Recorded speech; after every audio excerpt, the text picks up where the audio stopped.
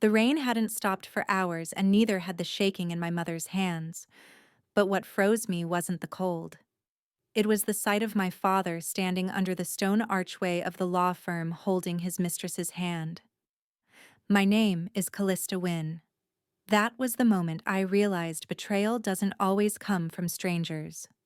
Sometimes it wears your family's last name. I didn't come here for revenge, I came because I believe quiet people still deserve justice. And if you've ever been overlooked, silenced, or pushed aside in your own family, then maybe this story isn't just mine. Maybe it's ours. The wipers dragged across the windshield with a tired groan. My mother sat beside me, her breath fogging the glass eyes, red but dry. "Callista, we don't have to do this," she whispered. Her voice was thin, almost afraid of itself. "Yes, we do. For Grandma." Rain hammered the roof like it wanted to bury the car. I stepped out, first boots splashing against the pavement. The brim of my marine cap caught the water, but the chill still crawled under my skin. I helped my mother out, her gloved fingers clutching my arm. Price and Ballantyne Law Firm towered above us, gray stone and glass, its brass letters blurred by rain. The marble steps were slick, shining like ice. That's when I saw him. Pierce Wynne. My father. Bone dry beneath the archway, immaculate in his tailored coat. And beside him, Sable Keene, her hand in his, a newborn swaddled in her other arm like a prize. She smiled. "Callista, you came. Brave of you." I didn't answer. I simply placed my hand over my mother's, guiding her past them. My shoes clicked softly against wet stone, the only sound in the silence. Pierce's voice cut through the rain. "Try not to make a scene today, Callista." I turned, meeting his eyes. "I'm not the one putting on a show, am I?" His jaw tightened, but he said nothing. My grandmother's voice echoed in my memory. "Quiet is not the same as weak. When it's time, you'll understand." I hadn't understood then. I did now. Sable's fingers tightened around his arm as if she'd already won. The rain kept falling, soaking through my uniform, past fabric, past skin. Mother kept her head high, though her shoulders trembled. I could feel her breathing unevenly beside me, like each inhale hurt. The doors loomed ahead, tall glass reflecting our blurred shapes. Beyond them waited lawyers, polished wood, the reading of Grandma Dorothea's will. And with that, I pushed open the glass doors. The warmth of the building hit my skin, but nothing felt warm anymore. I had stood in courtrooms and barracks, but nothing prepared me for the silence of this room, thick, expensive, waiting to witness a family break. Rain tapped against the tall windows, the same rhythm that followed us from the parking lot. The warmth inside did nothing to melt the cold lodged in my chest. The conference room was dressed in wealth, walnut-paneled walls, leather chairs, shelves of books no one had touched in decades. It felt less like a place of law and more like a stage built to make humiliation echo longer. Mother and I took our seats at one end of the mahogany table. Her hands were folded in her lap, trembling just slightly, but her spine was straight. Across from us, my father sat as though he owned the air in the room. Perfect suit, dry shoes. Sable at his side, black dress pressed smooth, her newborn cradled like proof of her victory. The door opened. Alden Price, attorney of the firm, entered with calm steps and a leather folder.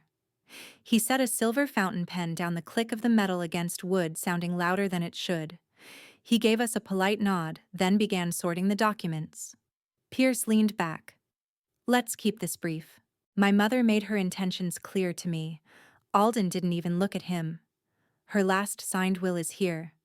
It will speak for itself." Then he pulled out something else, a sealed cream-colored envelope. He set it gently beside the will. My name was written across it in my grandmother's handwriting. For Calista Wynne, to be read aloud. My breath caught. Mother's hand found mine beneath the table and squeezed, steadying me more than the room's walls ever could. Sable smirked. Probably sentimental. Dorothea always did love theatrics. I said nothing. The envelope seemed to glow beneath the chandelier's light. The rain kept whispering against the glass, soft but relentless. I remembered Grandma the night before she died, thin fingers gripping mine. If I cannot protect you in life, I will in death. Alden opened the will folder. Please note this document contains instructions that it must be read publicly in full without interruption. The sentence wiped the smugness off my father's face. Only for a second, but I saw it, a flicker of unease beneath polished control. Sable shifted in her chair. The baby whimpered, then fell asleep again against her shoulder. We understand, Pierce said, though his jaw was tight. The attorney nodded. Papers rustled like dry leaves. He checked dates, signatures, witnesses. Every slow, methodical movement made the silence heavier. Mother inhaled shakily. I could feel her fighting not to cry. I kept still, feet planted, heart hammering. I stared at the envelope. My name. Her script. My grandmother's last weapon. Alden lifted the document. Shall I begin? Pierce straightened his tie. Proceed. The rain struck harder against the windows like it wanted in. He hadn't read a single line from the will, but in that moment I knew something was about to crack. When Alden Price finally opened the will, my father leaned back like a king waiting to be crowned.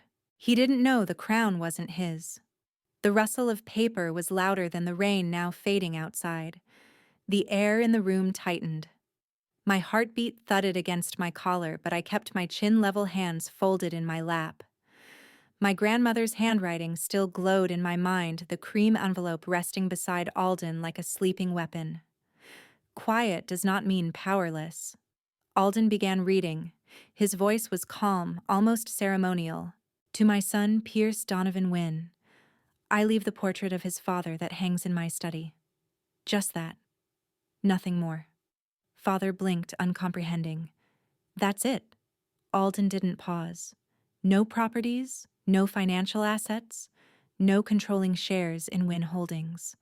His jaw twitched. Sable leaned closer to him, her fingers tightening. She looked like she expected him to laugh to correct this.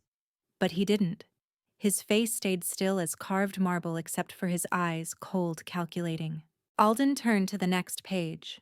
Regarding Ms. Sable Keene and her child, he read slowly, every word deliberate.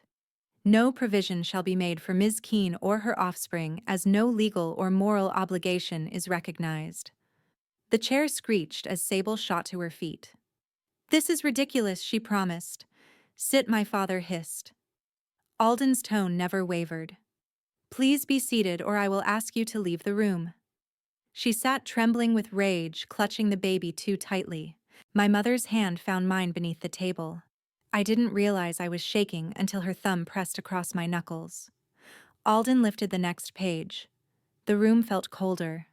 To my granddaughter, Calista Elaine Wynne. I stopped breathing. I leave the entirety of my estate. The family home, the Vermont Lake House, all investment portfolios and remaining physical and digital assets. Silence. Not fragile heavy. My mother covered her mouth with her hand as a soft, broken sob escaped her. My father went pale, then red fingers clenching around the arm of his chair. Sable stared at me like she was seeing me for the first time, not as competition, but as the ruin of everything she thought she'd secured. I wanted to speak. I couldn't. My name, spoken like a verdict, still echoed in the air. Alden reached for the cream envelope. The room shifted. Even the rain outside seemed to pause, listening. He broke the seal with a careful motion and unfolded a single page. His voice when he read was softer, respectful. Pierce. You chose pride over kindness, control over love. I can no longer protect who you pretend to be. I will not fund your cruelty anymore. Father flinched just barely. For you, Calista, quiet is not small. You carried truth without using it as a weapon. I give you not reward, but freedom. Use it well. Do not waste it trying to heal those who enjoy their own poison. My mother bowed her head, tears falling freely now. I kept my eyes on the grain of the table to stop myself from breaking. My father slammed his fist on the table. We'll contest this. But even before he finished the sentence, I knew he had already lost. 3 days after the will reading, the doorbell rang. I thought it was the mailman. It was my father. Evening had folded itself over the street. The last of the rain stitched silver lines across the porch light. Inside, the heater hummed its small, steady song. A suitcase waited by the stairs, half-zipped, a scarf spilling from the gap like a tongue of color. We were almost ready to leave Boston behind. I wiped flour from my hands I'd baked to keep my thoughts from pacing and went to the door. Through the frosted pane, his shape looked unfamiliar, broader in the shoulders, somehow smaller everywhere else. I opened it only as far as the chain allowed. Pierce stood hatless in the drizzle suit, wrinkled collar open, the careful edges scrubbed off by 3 bad nights. Rain beaded on his lashes and did not make him gentler. I've lost everything. The company, Sable, the house. The words came out low, as if volume might shatter them. She took the baby to Texas. She won't answer my messages. From the kitchen, china touched china, my mother setting a cup on a saucer. She did not come to the doorway. She had already lived too many doorways. Dorothea's letter echoed. Do not spend your life paying for someone else's choices. I slid the chain free but didn't widen the gap. The warm air puffed against my face. The night pressed its damp breath against my cheeks. Why are you here? His jaw worked. You're my daughter. Help me. The plea tried to sound paternal and landed as a demand. I studied the man in front of me, the one who had taught me how to stand straight, and also how to disappear when he needed the room. I thought of his hand around Sable's at the law firm the newborn presented like a claim check. I kept my voice level. You stopped being my father when you held her hand at Grandma's funeral. He flinched. I don't know who I am without power. Then maybe it's time you find out. Water darkened his shoulders. The porch light caught the streaks in his hair I'd never noticed. He tried another angle. You have the means now. You can put things back. Bridge, the accounts speak to the board, make them see. I shook my head. This is not a fire I set. Behind me, the heater sighed. Magnolia leaves scraped the window in a restless rhythm. And Grandma didn't give me a mop. She gave me a door. He set a palm on the jamb, not to force it, just to hold something solid. Calista, he said, and for a moment the syllables carried the echo of a better man he might have been. I was wrong. But you were convenient, I finished, until I refused to be. He blinked against the rain. Is there nothing left between us? There's history, I said. And consequences. The word landed and stayed. He looked past me into the little hallway with its thrift store mirror and the garland my mother had not yet taken down from last winter. I could feel him measuring the life we were about to step into, a life that didn't require his permission to begin. From the kitchen, my mother spoke, not loud, not tremulous. Cal, the tea is getting cold. I didn't invite him in. He understood that finally. His hand dropped. He tried to gather the remains of dignity like a coat thrown over his shoulders. You're making a mistake. He said, softer than threat, harsher than care. One day you'll... No, I said. One day you will. He stared at the threshold as if it were a chasm, then raised his eyes to mine. Something desperate flickered there. He stepped closer, shoulders rounding as if proximity could become absolution. He stepped forward, as if begging for forgiveness. But I didn't open the door. For the first time in my life, I didn't feel guilty. He swallowed the motion visible human. He nodded once, not in triumph, not in grace, but in the empty acknowledgement of a man who has run out of versions of himself. Then he turned. Rain took him back, softening his outline until he was only a darker part of the night. I slid the chain home. The small click felt like a ceremony no priest could have written for us. Through the glass, I watched him pause at the curb under the streetlight, pat his pockets for an umbrella he didn't have, and move on. Not slower, not faster. Just on. I expected the old ache to rise to demand I chase after him with towels and apologies. It didn't. I stood there long enough for the heater to cycle off and begin again. My mother appeared in the hallway, her hands around a steaming mug. She searched my face not for cracks, but for relief. I exhaled and felt the air go all the way to the bottom of my lungs. Tomorrow we leave Boston. Not to escape him, but to stop living in a house built by his rules. For years, I thought justice would sound like thunder. But when it finally arrived, it was quiet. It sounded like morning light and the hum of a new oven warming up. It was raining when everything broke. It was raining when we walked away. But today, the sky was finally clear. 2 months had passed since the will reading. Mother and I left Boston at dawn, car packed with boxes, silence soft but peaceful between us. As we crossed into Vermont, frost touched the fields like silver lace. For the first time in a long time, I didn't feel like I was running. I felt like I was arriving. Larkspur Ridge was small pine trees, brick sidewalks, a single stoplight blinking amber. The house Grandma left sat at the edge of town cedar siding, weathered by decades of storms. When I unlocked the door, cold air and dust drifted out along with the faint scent of cinnamon and old books. Mother whispered, "It feels like she's still here."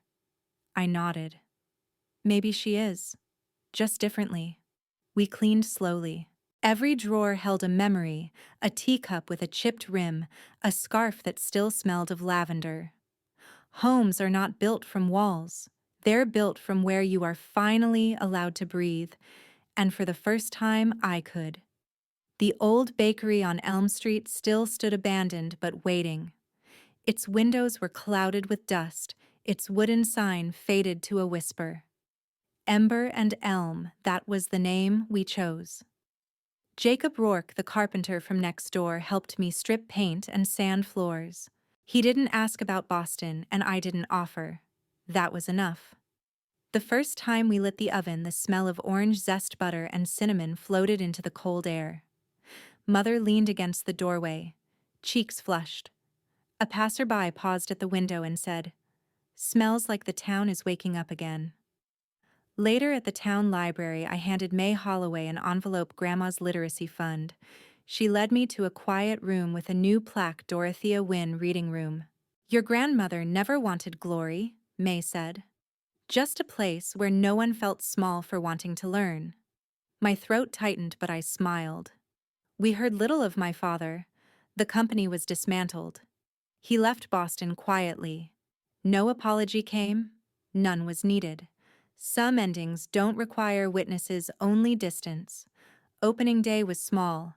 A postal worker, a tired nurse, 2 school kids sharing a muffin. Mother sat near the window reading. The bell over the door rang softly all morning, like the world was clearing its throat after a long silence. Near dusk, the door opened again. A young woman entered, rain dripping from her coat, though the sky was dry. Eyes, red envelope clutched to her chest. "Do you serve something warm? Somewhere I can sit and not be judged."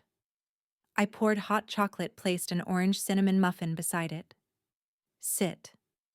You don't need permission to exist here."